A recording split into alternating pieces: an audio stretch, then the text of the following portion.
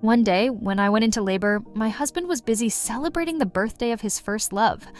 I ended up dying in the street while waiting for help. But when I opened my eyes again, I was back in high school. There was a cheerful and attractive boy sitting behind me who blushed as he shyly asked me to be his girlfriend.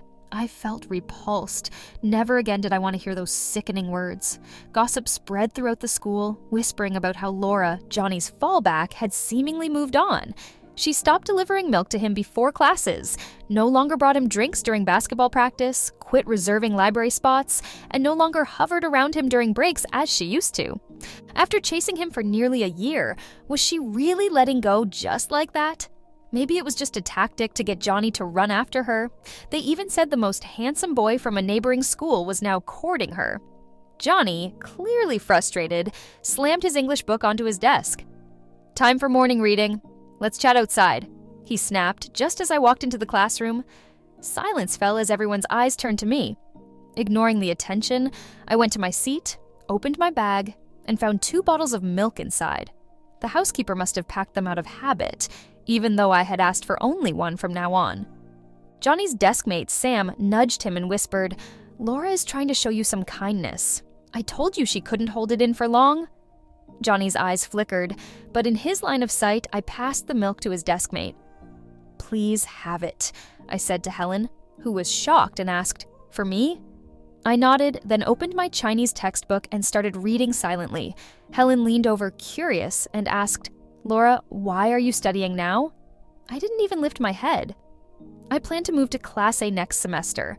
I had deliberately answered fewer questions during the first monthly exam to move from Class A to Class F to be in the same class as Johnny. But now, I had no reason to stay in this class any longer. Just the thought that the boy sitting behind me would become my husband 9 years later. But during my difficult pregnancy with our child, he was indulging in the tenderness of his first love, which led to the premature end of both myself and the child who had his blood running in their veins. I couldn't forgive him, so I decided to end this doomed relationship early. During lunchtime, Helen and I went to the cafeteria to get food. The cafeteria uncle served me curry rice, and with a smile, he asked, "What would you like to order for Johnny today? What is he like?" I was stunned. My pursuit of Johnny in high school was so intense and bold. I had stuffed his desk with love letters I wrote to him, and even dared to confess my love loudly on the stage in front of everyone despite the principal's warnings. That's why even the cafeteria uncle knew what food he liked. Everyone knew I liked Johnny. It was a one-way street. Now, looking back, it all seemed like a joke. I shook my head. I won't get food for him today. In fact, I won't do it anymore. After a pause, I added, I won't do it anymore in the future. The cafeteria uncle paused in surprise, and as I walked away with Helen, he prepared to serve the meal but halted at the sight of us leaving. Unexpectedly, I crossed paths with Johnny at the end of the line, our eyes meeting. He looked puzzled, but I turned away without a word, walking past him without a second glance. Helen asked softly, "Laura, what's gotten into you? Why did you suddenly ignore Johnny?" I sat at the table and replied, "It's nothing. I just feel like in the past it was quite boring." After no longer making Johnny the center of my world, I realized how much free time I had. I could chat with girls about entertainment gossip, share my favorite strawberry milkshakes and donuts, arm wrestle with guys, and see whose paper airplane flew the farthest. I took out the practice books I had thrown in the desk hole before and completed them little by little. During breaks, I fed the school's stray cats and even made a shelter for them using old cardboard. Without the anxiety of high school life, I found that youth was so beautiful and fulfilling. Days passed in this carefree manner until our school basketball game arrived. Our homeroom teacher asked us all to go to the field to cheer for our classmates. I remembered in my previous life, I had formed a cheerleading squad and learned a high-difficulty dance just to support Johnny's team during the games. But due to a mishap with my teammates, I fell hard on the ground, sustaining multiple injuries. In the end, Johnny's basketball team won with a high score. There were cheers and applause all around. His eyes held camaraderie and honor, but there was no trace of me. So this time, I took sick leave from school, staying in the classroom alone to memorize English vocabulary. Doing such ridiculous and foolish things, I knew I would never do them again. Helen, who had rushed back after a while, informed me, Johnny was not in the right state during the game today. He kept looking towards the audience as if searching for someone. She then looked at me and asked, "Laura, isn't he looking for you?" "No," I calmly denied, continuing to write the English words silently. During this period, Johnny had painted the words, "Hate Laura," all over his face. I no longer cared for him, and that seemed to make him happy. Helen continued to chat about the events on the court, but I was no longer interested. I made an excuse to go fetch hot water as I couldn't bear to interrupt her. However, as soon as I stepped out of the classroom, I saw a few people hurrying towards me.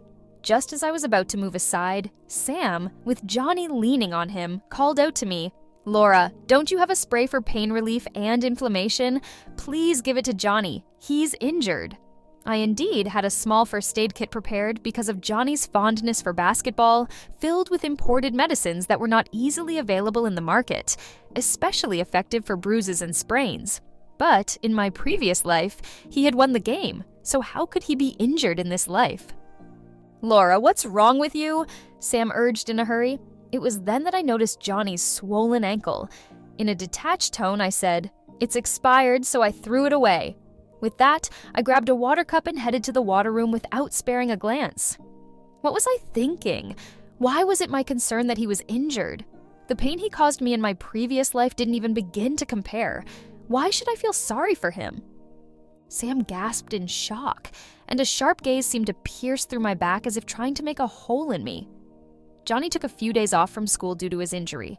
When my mother heard about it, she had the maid cook bone soup and insisted I deliver it to Johnny for his recovery. Because our families were close friends and Johnny was someone she had seen grow up, she wanted me to visit and inquire personally so that she could be assured. Despite my repeated protests, my mother insisted. To ensure I wouldn't run away midway, she instructed the driver to drop me off at Johnny's door.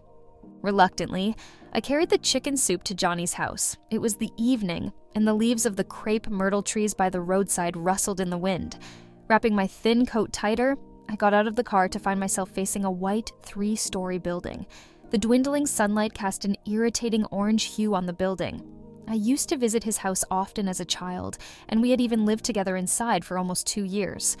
Every corner of the place was filled with memories of him and me. I had comforted him despite my own heartbreak, promising to be good to me for a lifetime and never disappoint me. But it was all a lie. My heart felt like it was tearing apart. I trembled with pain, but then I calmed down and opened the thermos in my hand. The delicious aroma of the soup filled the air, and without a second thought, I put it on the ground and let a stray dog finish it. After the dog had eaten, I prepared to leave. But as soon as I turned, I heard someone calling my name. The voice was young and familiar, and I couldn't be bothered to turn around. Johnny hurried to me, trembling on his crutch and almost stumbling in front of me. Sweat beads formed on his pale forehead, and he primed himself to speak but choked on his words. Finally, he managed to say, "Laura, what's gotten into you?" Suppressing the sourness in my throat, I saw the boy before me, once so beloved, now a mix of innocence and pride. I gently curled my lips, portraying indifference and fearlessness. "I don't understand what you're saying," I replied. With that, I continued walking forward, and he hastened to stand in my way, panting heavily, visibly struggling with each step. "Why are you ignoring me?" Johnny's eyes were turbulent, desperately searching for answers from my face, but he never understood. Pointing to the food container on the ground, he said, "This bone soup is for me, right? Why did you feed it to the dog again? You always come to my house despite me telling you not to. And today you didn't even come upstairs. I've been injured for so many days, and you didn't show any concern. What's wrong with you?" I coldly cut him off. "Isn't this better? You annoy me." Johnny was taken aback for a moment, then nodded slowly. "I don't like having you hovering around me. I'm happier when you keep your distance." After saying that, he stared at me again, pulling out a hint of sarcasm. "Laura, you better not play any tricks of desire and obsession. You know I hate this kind of thing." Tricks? It's not surprising that Johnny would think that way. In the last life, in order to attract his attention, I did indeed do many childish and ridiculous things. Although I eventually succeeded in making him my husband, I never received his true affection and even ended up with a tragic death on the street. So, in this life, I won't waste any more time and emotions on him. You overestimate yourself. I don't have time to play games with you. I raised the corner of my lips, my voice calm. The bone soup was delivered by my mother's driver. You also know my mother's temper. Just pretend you've had it. Don't give me any trouble. Johnny's eyes were filled with disbelief. You treat me like a dog. I shrugged. If that's what you think, I can't help it. With that, I didn't give him any chance to retort and just walked away. Seeing him every day in class was already enough to make me uncomfortable. Now, I just wanted to disappear as soon as possible. Little did I know, as I had just taken a few steps, the thermos suddenly flew through the air and landed on the ground. Immediately, Johnny's enraged voice came, "I don't want your damn soup!" Since the last incident of the soup delivery, Johnny and I never spoke again. I no longer involved myself in anything related to him, no longer shamelessly tried to win his favor. Instead, I focused all my thoughts on studying, striving to return to Class A as soon as possible. When I finally reached Class A, I wouldn't have to see him every day anymore.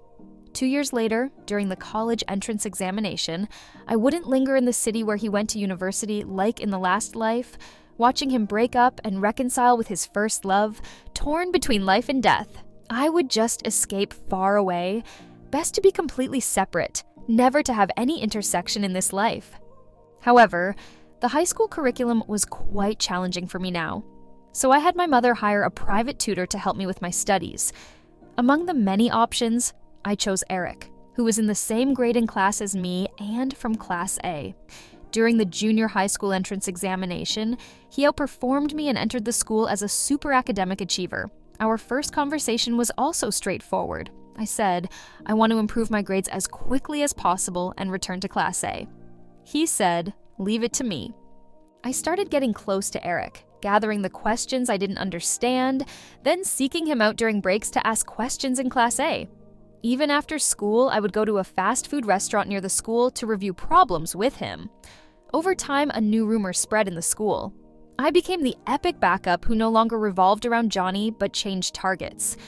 Using the guise of studying, I was accused of harassing the academic ace. This caused dissatisfaction among the fangirls of Eric's support group. One day after school, they even cornered me behind the teaching building. Laura, stay away from Eric. A class hanger-on like you isn't worthy of being around him. The girl who spoke had a boyish buzz cut, a sturdy physique, developed muscles, and was significantly taller than me, seeming to be a sports-specialized student from Class C. The other 3 girls behind her, although not as tall, also had fierce and intimidating appearances. In no time, they surrounded me in a circle, trapping me in the middle. I remained calm. Eric is my paid tutor. I didn't take advantage of him in any way. The girl with the buzz cut sneered. What tutor? Isn't it just an excuse for you to cozy up to Eric? Laura, you really have no shame. You used every means possible to pursue Johnny in the past. When you couldn't have Johnny, you came to harass Eric. As a girl, I'm embarrassed on your behalf. Yeah, you're disgusting. He won't like a fickle, romance-seeking person like you who doesn't study properly. Eric is a good student. If his grades drop because of you, affecting his future university entrance, will you take responsibility? I was speechless. Yes, I admit that I was a bit obsessed with romance in the past, but I had changed my ways, ready to focus on studying and my future career. Why were they so unhappy just because Eric helped me with a few problems? Not to mention, I was paying him. Don't waste time with her. The girl with the buzz cut, losing her patience, stepped forward, her chest directly colliding with mine, pushing me back a few steps. If I don't teach you a lesson, you won't know your mistake. With those words, the other girls beside her also rolled up their sleeves, ready to act. What are you doing? At that moment, Eric arrived, grabbing my wrist and pulling me behind him. With a height of over 6 feet, broad shoulders, and a commanding demeanor, Eric deterred the girls.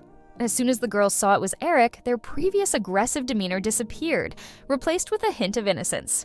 Eric, don't be fooled by Laura's appearance. She's just a shady girl, couldn't get Johnny, and now trying to stick to you. We're doing this for your own good. She's just trying to date you, unlike us who genuinely care about you. At that moment, someone spoke up. Laura is my sugar daddy. The loud voice left everyone, even me, stunned for a moment. Embracing my shoulders, Eric confidently declared, I rely on her to support me. Whoever blocks my financial path shall face consequences. With that, amidst the astonished gazes of the onlookers, he swiftly whisked me away. Once we were out of the school gates, he held my shoulder, turning me around and examining me from head to toe. "Did you suffer any harm?" I shook my head. He sighed in relief. "Good. I will take care of those people and won't let them bully you again. And don't you dare stop me from teaching because of this incident, all right? I can confidently say no one teaches better than me." Seeing me stay silent, he became a little anxious. "I'll take care of your classroom duty, even help you with hot water until you graduate. From now on, you are my boss." He lowered his head, the pleasant scent of cedarwood engulfing my senses. "Deal, Laura?" I found him amusing, so I nodded. Eric was indeed good at teaching topics, and if I suddenly changed tutors, I might not be comfortable. His eyes softened. "I'll come to your classroom to find you from now on. If they say anything, blame it on me." The next day, during the break, just as agreed the day before, Eric came to my classroom. Class A students were usually excellent in academics and quite proud, never bothering to engage with Class F students. His arrival caused quite a stir in the entire class. With dozens of eyes fixed on us, Eric strode over to me, naturally took the pen from my hand, glanced at the math problem I couldn't figure out, and swiftly wrote down the solution on a scrap piece of paper. I admired him and gave him a thumbs up. A top student was indeed a top student. Behind me, Sam nudged Johnny's arm, whispering, "That's Eric, the one who's been getting close to Laura recently." Johnny let out a cold snort, then sat up straight, kicking the side of my chair with his foot. Annoyed, he said, "Laura, you're disturbing my sleep." I furrowed my brow at him. I was just looking at my problem and didn't make a sound. Plus, the classroom was noisy all around, not just my voice, right? Without paying him further attention, I continued studying with Eric. Unexpectedly, a ballpoint pen flew from behind and hit my notebook, leaving a long black line across it. It was the problem I had just solved. Johnny leaned back in his chair, hands crossed, feet on the desk, looking quite unapproachable. "We from Class F don't welcome students from Class A. Be sensible and leave." Wasn't this just picking a fight for no reason? I took a deep breath, refusing to back down. "Johnny, if you're sick, go take your meds. Stop acting crazy here." Johnny's face darkened completely, his eyes staring at me intensely. Sam and Helen beside me gasped. I shot him a look, then turned to tidy up my books. "Eric, let's go to the rooftop. Forget about the lunatic." With that, I grabbed Eric's hand and walked out. The once boisterous classroom fell silent with all eyes on us. Behind me, Sam muttered quietly, "Damn, are she and Eric really together now?" Under Johnny's disruption, what was supposed to be a free break time was now nearing its end. I had arranged to meet Eric at the ice cream shop after school for more study sessions.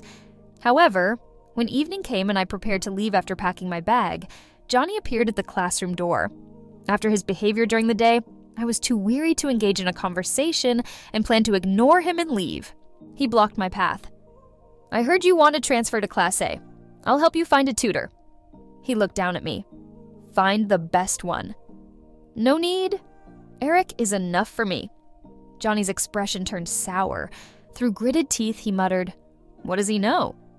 "He's more knowledgeable than you anyway." I pushed past him and walked away without looking back. Under Eric's guidance, my academic performance soared. I achieved good scores in several small tests.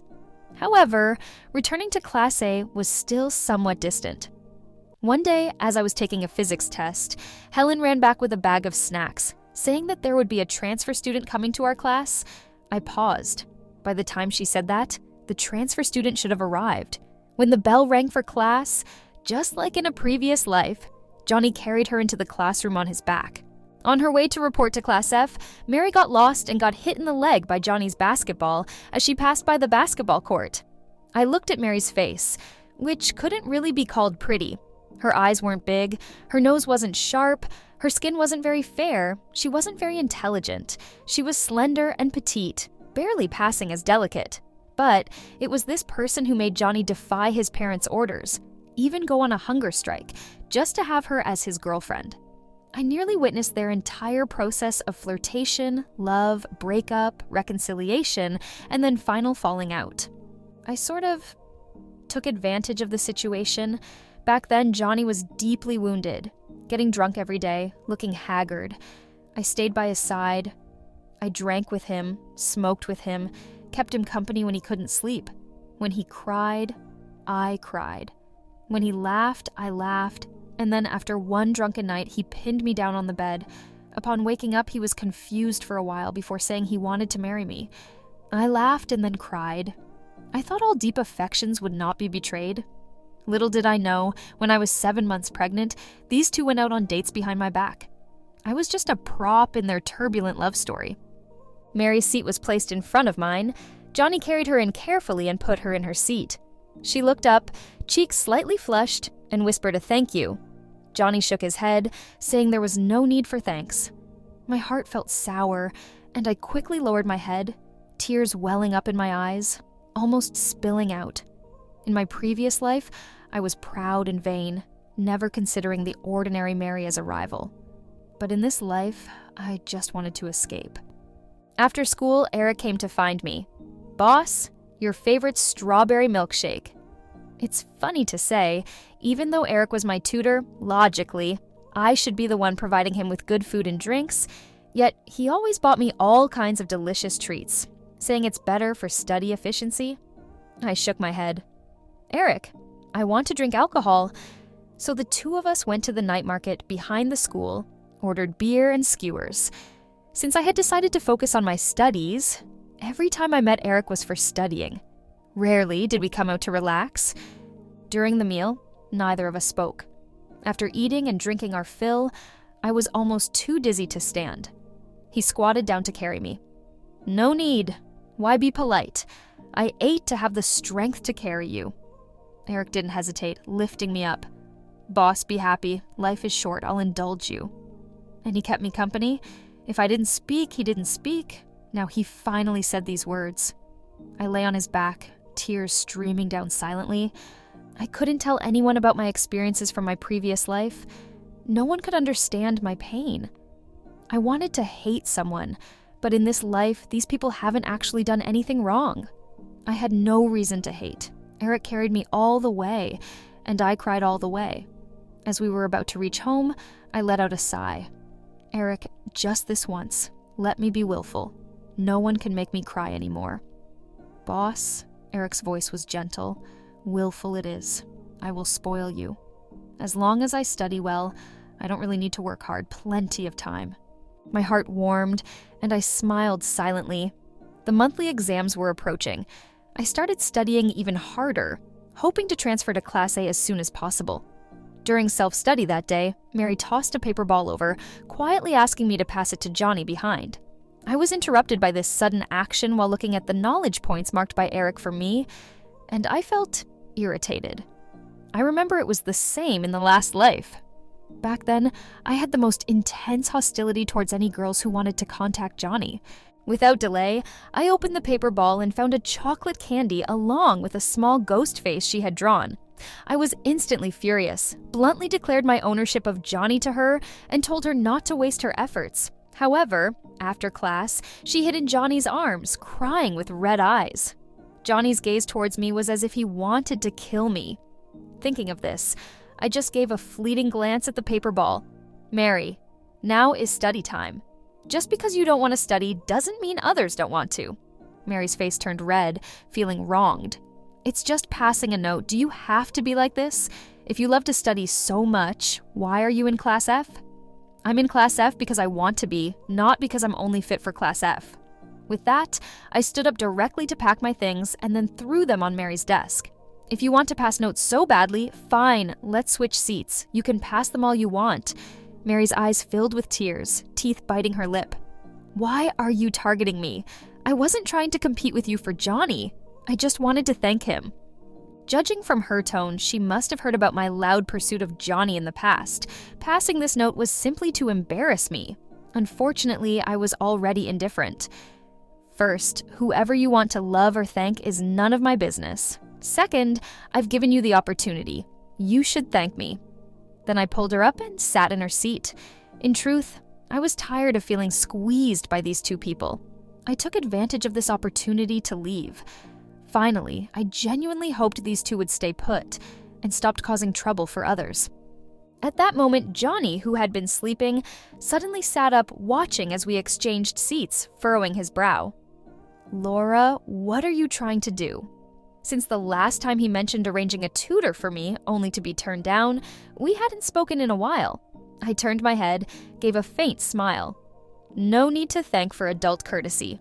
Johnny's face turned ugly. Mary took the opportunity to pick up the paper ball. "I'm sorry. Did I disturb your sleep? Just wanted to say sorry, Laura, if I upset you when I just transferred. Johnny, you didn't have breakfast. Want a piece of chocolate candy?" Seemingly irritated, Johnny impatiently swatted away the paper ball from her hand. "I hate sweets the most." Mary's face turned ashen. I couldn't be bothered with witnessing the couple's drama, so I started tidying up my desk and continued studying. Soon, the class was over. I picked up my cup to go refill water, but Mary unexpectedly grabbed my cup first. With her innocent and aggrieved expression again, she said, "Laura, I'm sorry I spoke out of line during self-study. Let me refill your water. Can you forgive me?" "No need. Do you not want me to refill for you? Or are you still unwilling to forgive me? Do you just hate me that much?" My temples throbbed. Talking to this person was really tiresome. "I just want to be friends with Laura," she said to herself, shaking the cup in her hand. "You can trust me. I'm quick." She then disregarded my protests and ran out. Helen also looked puzzled. "Is she okay?" I shrugged, indicating I didn't know. About 5 minutes later, Mary came back in with hot water. "Laura, here." I reached out to take it, but she let go early, intentionally spilling the cup towards herself. The scalding hot water gushed out, almost scalding her hand entirely. Mary screamed in pain. "Laura, I just want to be friends with you. Why can't you forgive me?" Her cry immediately drew the attention of the whole class. A 16-year-old girl with such cunning, I thought. She was plain-looking, her family was poor, and her studies were poor, yet she could deeply captivate Johnny. I was about to get angry when suddenly Johnny rushed over. "What's going on? Where did you get burned?" Mary's face was covered in tears, holding her reddened hand. "I'm fine. Don't blame Laura. She definitely didn't do it on purpose." Johnny looked beyond Mary, coming directly to me, holding my hand and examining it carefully several times. Compared to Mary's fully red hands, I just had a few red spots. "Are you blind?" Johnny raged at Mary. "Can't even handle a cup of hot water." As he said this, not only was Mary stunned, but I was too. I was forcibly taken to the infirmary by Johnny. The doctor's exact words were, "If we had come any later, the wound would have healed." Johnny coughed lightly and turned his gaze elsewhere.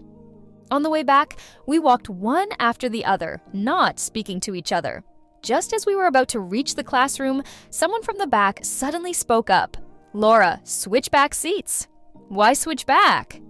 Only a long silence followed. As we neared the door, he said, "I take back what I said about hating you before." He paused and then added, "The day after tomorrow is my birthday. The whole class will be there.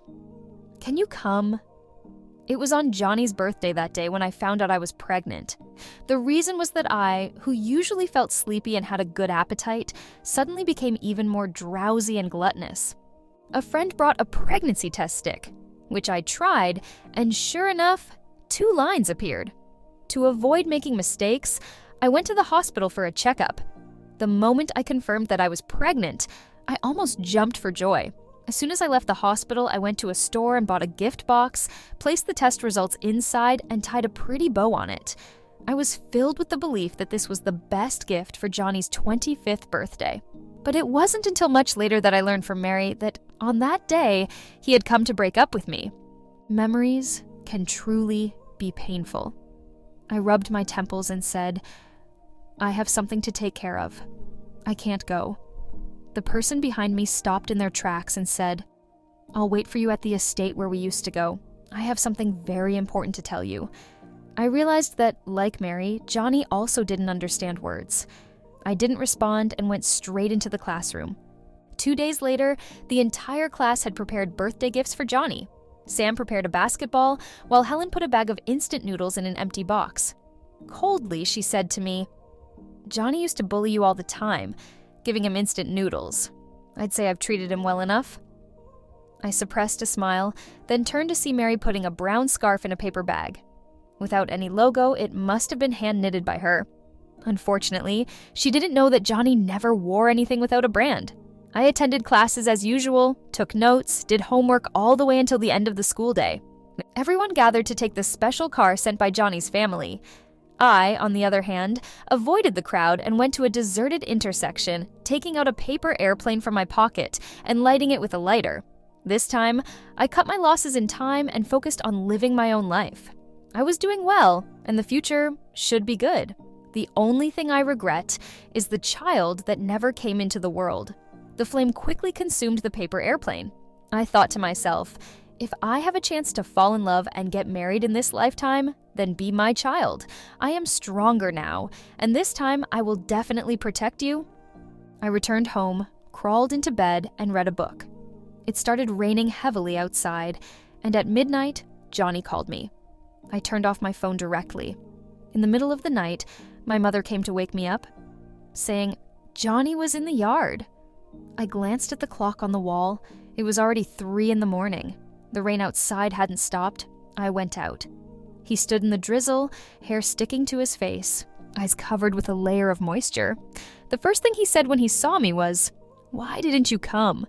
I held an umbrella, kept a distance of 5 or 6 steps, and didn't feel like going closer. The umbrella was small, and I didn't want to share it with him. I had never said I would come. Johnny closed his eyes, took a deep breath, and said, "Forget it. It's not important." Opening his eyes, he went to the car to get the cake and brought it to me, saying, "Wait for you to blow out the candles." I didn't move. Rainwater dripped from the tips of his hair, and his lips were turning blue from the cold. But I felt no sorrow at all. As we locked eyes, he saw the indifference in my gaze, flattened the curve of his lips, sighed. "Laura, can I consider this a surrender?" My eyes landed on the cake in his hands. In the past, I was always the busiest person on his birthday, selecting gifts, baking cakes by hand, writing cards, decorating the venue. I didn't expect anything in return, nor did I expect to blow out candles with him. I just wanted him to be happy. I didn't understand why the Johnny in this lifetime suddenly changed his attitude and started caring about me. I was no longer interested. "Johnny, do you understand? I don't like you anymore. I don't just dislike you. I don't even want to be friends with you." As the words left my mouth, Johnny froze in place. What? I switched seats with Mary because I wanted to keep my distance from you. I went to Class A because I wanted to stay far away from you. I used to have a crush on you, which troubled you. I know I was wrong, and I've changed. Johnny shook his head vigorously. "No, that's not it, Laura. I like you. I knew I was wrong from the moment you started ignoring me. I wanted you to come to my birthday party to confess my feelings. I prepared flowers, fireworks, and a 3,000-word love letter. It was too late. Or perhaps I was too grudgeful. Pain once suffered left a lasting memory. Johnny, that's it. Let's not see each other again. Our ties end here." The rain pattered against the umbrella as I coldly turned back towards the house. This time, I was particularly stingy, not even willing to share a worthless umbrella with him. After the final exam results were released, I proudly made it to the top 10 in the school and returned to Class A. On the day of packing up my things, Helen hugged me, her eyes swollen with tears. "Laura, I'm really going to miss you. We won't see each other often after you move to Class A." I patted her head. "I will come back to see you often, and if you make it to Class A, we can still be desk mates," Helen wailed. "You might as well kill me now." Sam gave me a notebook, hoping that I would study well, aim high, and be the glory of Class F. Many other classmates who I had good times with talked to me for a while and gave me snacks and little trinkets. After saying goodbye to everyone, I picked up my bag and got ready to leave. Johnny, who had remained quiet the whole time, approached to help me carry my things. "No need." I refused. Johnny's outstretched hand looked awkward. At that moment, Eric walked in from outside and smoothly took the book bag from my hand, then patted a seat. Smiling, he said, "Laura, welcome back. Let's get to know each other again. I'm Eric from Class A."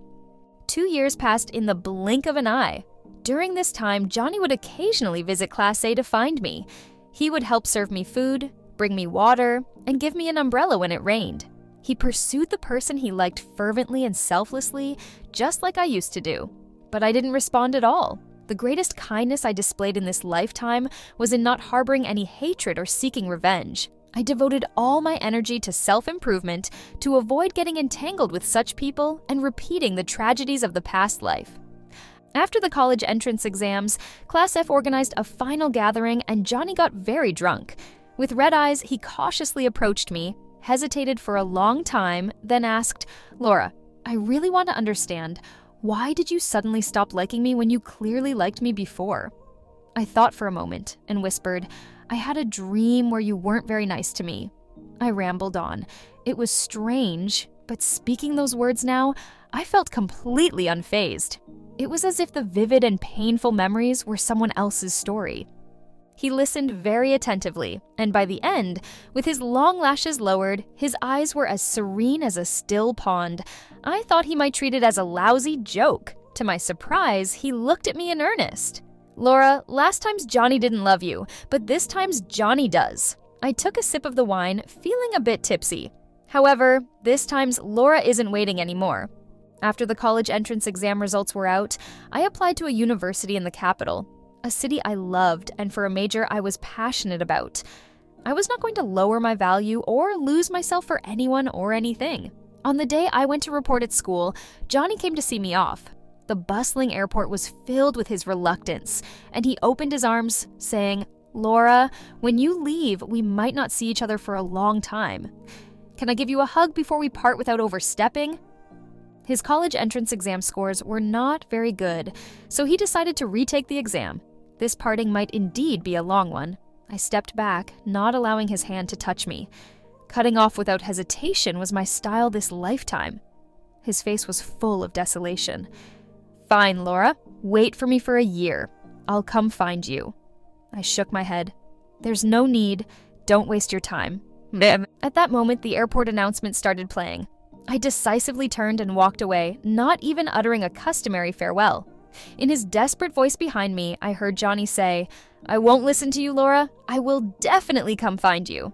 I took out my earphones and plugged them in, blocking out his voice. As I boarded the plane and found my seat, a pleasant scent of cedar reached me. I turned my head to see a handsome face with a mischievous grin.